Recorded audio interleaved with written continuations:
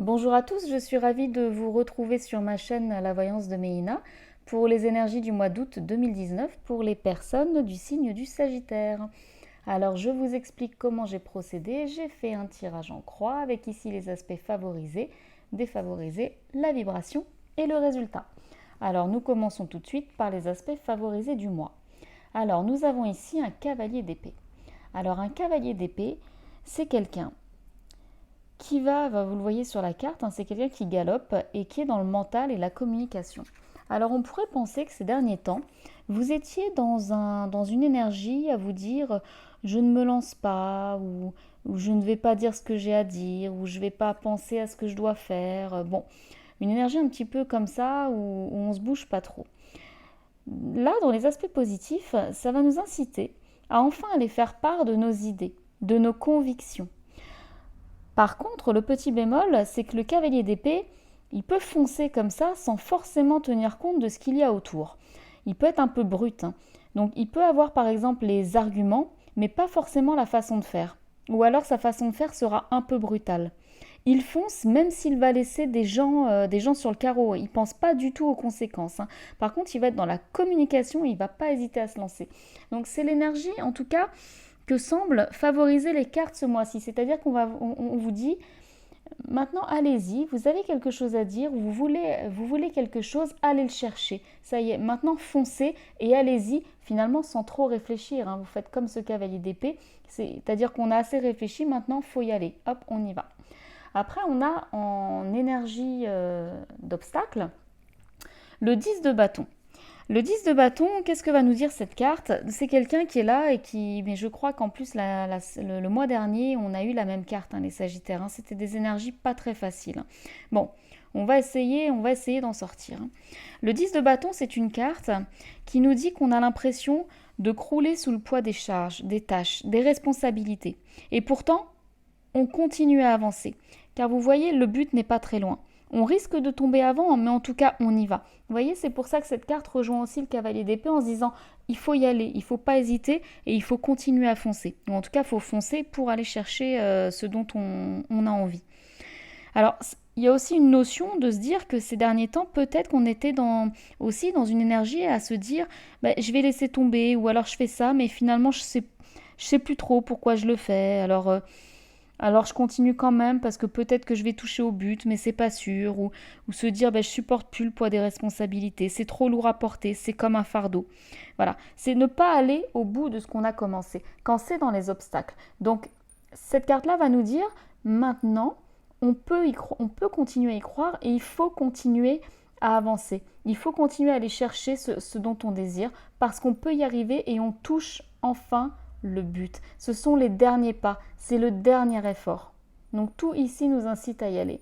En carte de vibration, nous avons le 5 de bâton. Le 5 de bâton, vous voyez qu'on reste dans des énergies un petit peu lourdes, hein. Le 5 de bâton va nous dire d'aller défendre ses intérêts. Mais alors défendre ses intérêts quitte à affronter quelque chose. Ou quelqu'un, hein.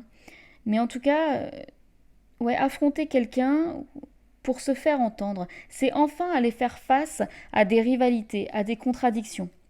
Ou à des contradicteurs, hein, vraiment, ça peut vraiment être une personne. C'est se défendre, c'est aller à l'affrontement, et aller à l'affrontement si besoin d'ailleurs, hein. C'est que des fois, il faut y aller, hein.